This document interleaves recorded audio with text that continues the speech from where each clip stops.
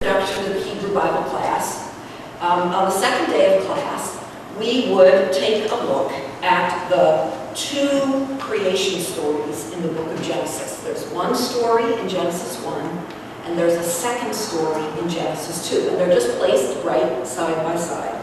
And the first one is, in the beginning God created the heavens and the earth, and God said, let there be light, and there was light. It's all very ordered and orderly, and everything happens. God just says a word, and it happens, and it's all very strict, if you will. There is an order to creation, and God is in charge of it.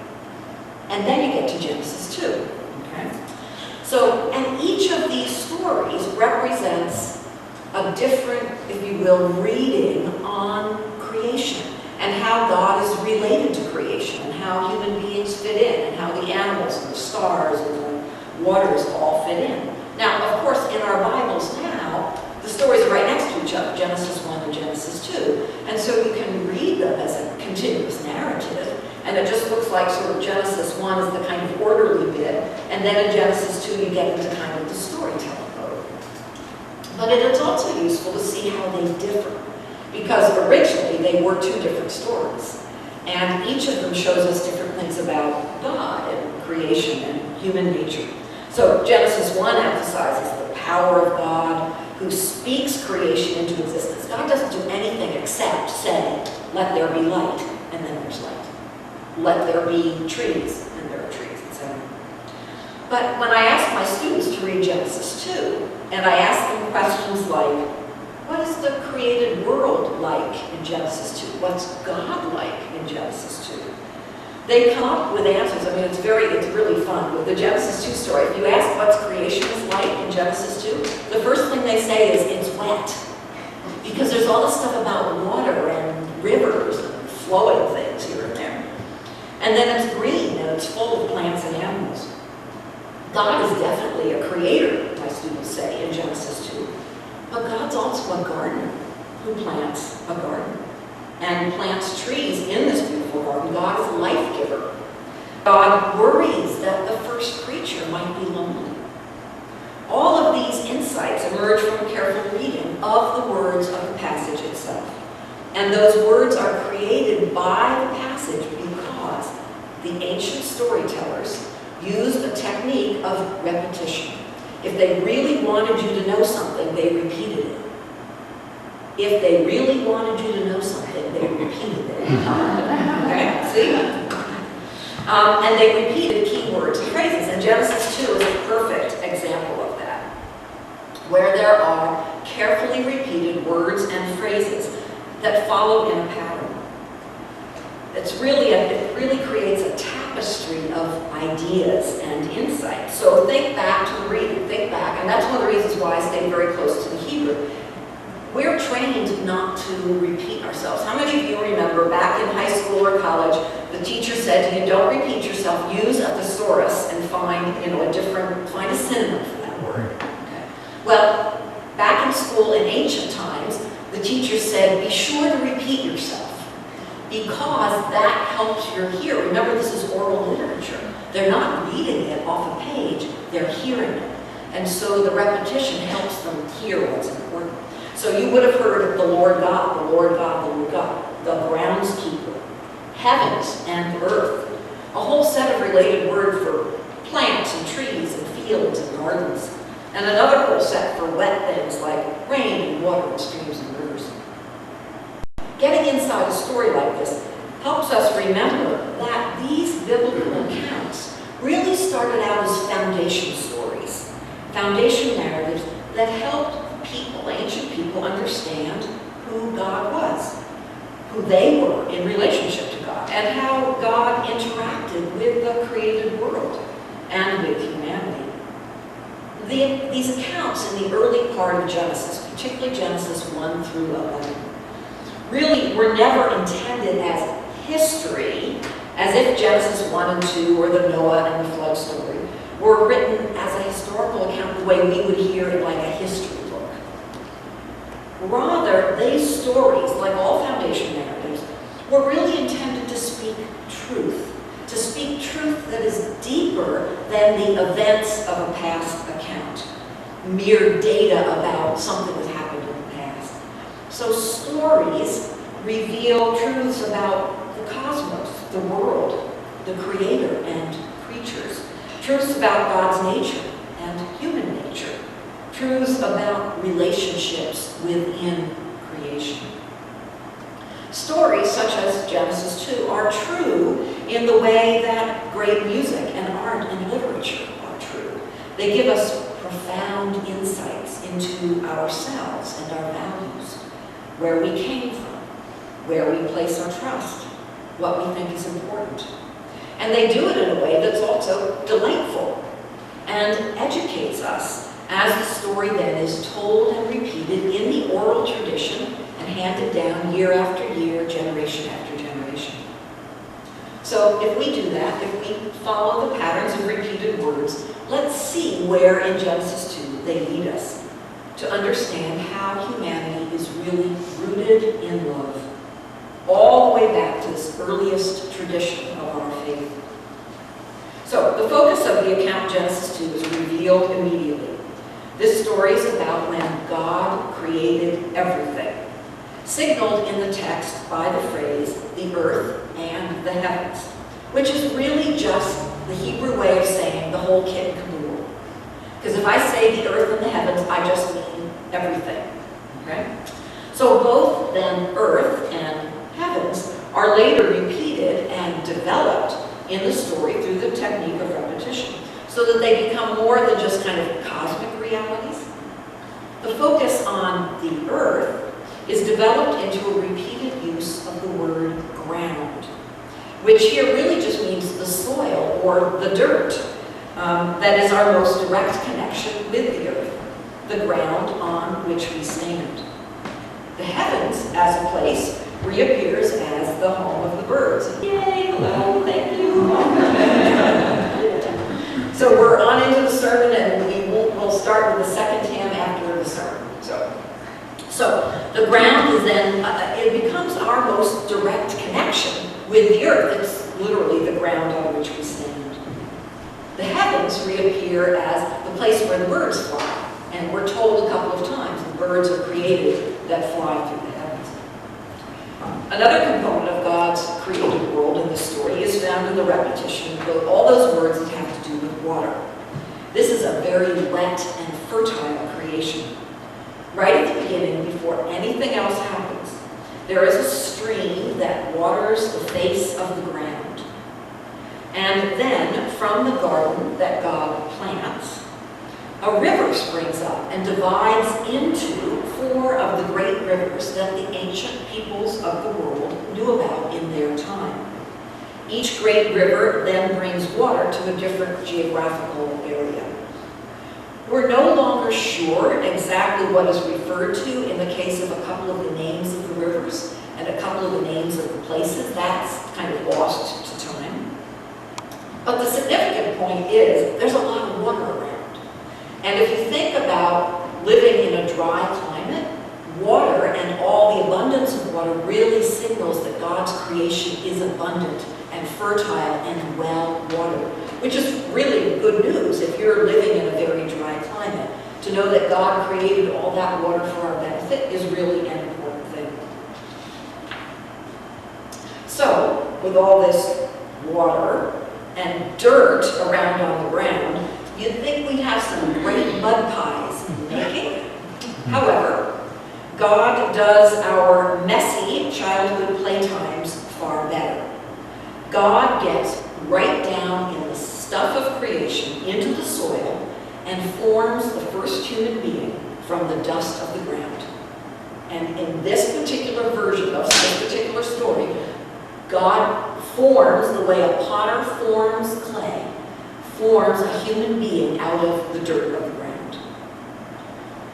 Let me pause now to describe why I've used the word groundskeeper in my translation for this first creature that God forms. This choice, groundskeeper, was my attempt to convey in English a very clever pun that happens in the Hebrew. And if you all read the Hebrew, you would have caught the pun. So in verse 7, which is where God forms this first creature, that verse reads that the Lord God formed Ha-Adam from the Adamah. can catch at least the repetition of those sounds. So that is, what it means is, in a way, that the potter actually forms a pot. The Lord God formed Ha-Adam from the Adamah. So the Lord God forms Adam, which is the Hebrew word for the first being, from the Adamah, which is the Hebrew word for ground or soil. So we have the Adam from the Adamah, and that's the pun that uses the same root word. The word Adam was translated in older translations as Adam, A-D-A-M, and that's where we think the first person was named Adam. But it wasn't the proper name, it was Ha-Adam, the creature. And then later translations realized that this first creature eventually becomes a man, and so they called it the man. God formed the man. But this first human being is not man yet in the sense that we think of man. That distinction between man and woman actually is made till the end of the story. So for the first part of the story, it's really this pun that the story is trying to play with. That the idea that this is an earthling formed from the earth, or a ground creature formed by God from the ground. Later on in the story, this creature will be given the task to till and keep the garden. Okay, so this is a garden keeper, a groundskeeper. And then I discovered, of course, the very good English word, groundskeeper, which picks up then the sense of ground. So that's why I translated groundskeeper, to keep the pun in the English translation. So now we have ground, water, and a groundskeeper. With all that around, it's no surprise that the story immediately recounts that growing things are added to creation. A significant and repeated set of words in the story is all the greenery and plant life around. God is actually a gardener in the story. God plants a beautiful garden of delight. That word delight is a translation of the word Eden, which in most translations is taken as a proper name for the name of the garden, Eden. My translation leaves both understandings there, that this is both the Garden of Eden and the Garden of Delight. Furthermore, God is not only a gardener, God is a master horticulturalist, causing all kinds of plants and trees to spring up. These are the plants, trees, and fields that the groundskeeper will till and keep, that will provide food to sustain and nourish life. God provides richly for this human creature with water and food and trees and a beautiful place to be. And all of this is in a world that is watered, fertile, lush, and abundant. But there's a big problem in this new creation, and God perceives it right away. The first creature, the groundskeeper, is alone, and God perceives that that's not a good thing. God understands that this creature needs another who is a partner, a helper, who is of a similar nature, one suitable for the groundskeeper. So God gets busy again. The story adds another repetition, that God once again forms creatures from the dust of the ground, and making all the animals and birds. So that the myriad of these creatures all have names, which means their identity and place in creation is recognized. The Lord God brings them one by one to the groundskeeper so that each can be called by name. That's an appropriate role for a groundskeeper of this lovely garden, and all happens well, except that the process points out there still is not a helper, a partner, suitable for the groundskeeper. However, God does not lack initiative, so he tries plan B. He causes the groundskeeper to sleep, takes out a rib, and builds it into a second human creature, a partner suitable for the groundskeeper, a woman. The groundskeeper barely has time to wake up before God presents this new creature. The recognition is instantaneous and unequivocal. The groundskeeper recognizes that this one is of the same substance and being, bone of bone and flesh of flesh. In the final action of calling a name, the groundskeeper calls the name of this one woman, for out of man this one was the story where the story switches from using ha-adam to using the word man. And so now we have the man and the woman in the Garden of Eden. By this calling of the name of the woman, the groundkeeper also then calls his own name, man. A human community is formed. Two human creatures, equal in creation, equally recognized as of the very same substance, form a partnership in the Garden of Eden, amidst the abundance of plants and animals, all formed by the Lord God on the day that the earth and heavens were created. So, if we use this as a biblical foundation story, which it is in our faith, what kind of truths can this story tell us about God and creation and humanity? What have we learned from our careful reading of the story? First, what does the story say about God? The Lord God is central, directing all the action in every verse. God is in charge, powerful, active, creative. God is the source of everything, all creation. God's actions of forming and making and planting and building dominate the narrative. God is in charge of life. This is not a dead world. This is a very live world. The livingness of the human and animal creatures is conveyed. The abundance of waters and trees assures fertility and nourishment. God shares the work of creation with the human creature. The groundskeeper's role in the garden is important for the well-being of that delightful place in all the responsibilities of tilling and keeping. But God sets limits for this first human creature within the profusion of life. Some of the trees cannot be used for the good of the creature because they take the human beyond the limits that the divine sets. The tree of the knowledge of good and evil and the tree of life are off limits. God understands the emotional life of the human creature, that a solitary being could be lonely and need companionship. God is willing to experiment until the right solution is found for assuaging loneliness. Animal creatures are part of the abundance, but a companion and partner suitable is made through God's solicitous care for the first creature. What about creation itself? The story leaves no doubt that everything that we see was made by God, by an active, generative creator. God's handiwork is flowing, abundant, fertile, nourishing, varied, populated by all sorts of animals of the fields and birds of the heavens. The world is green and flourishing with plants, a garden of delight, trees and fields. All that is not only a source of beauty, delightful to see, but also a source of nourishment for the creatures. Creation also needs caretakers, those who will till and keep creation healthy and abundant as partners with the Creator. And all is integrated into a whole design made by divine intention for life and well-being. And finally, what about humanity?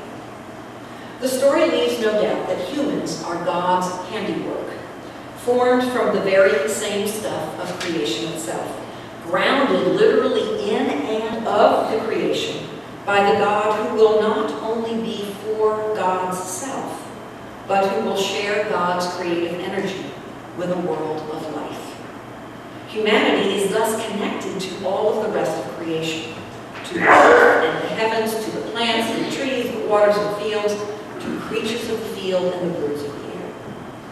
Humans are intimately connected with each other in a human community of equals who are suitable partners and co-workers, all made by the same God who initiated life. Humans can recognize the other as like ourselves, can know that these others are of our same substance and partners in the whole of God's good cosmos. Humans are given work to do, vocations of caregiving, tilling and keeping the delightful world in which they are placed.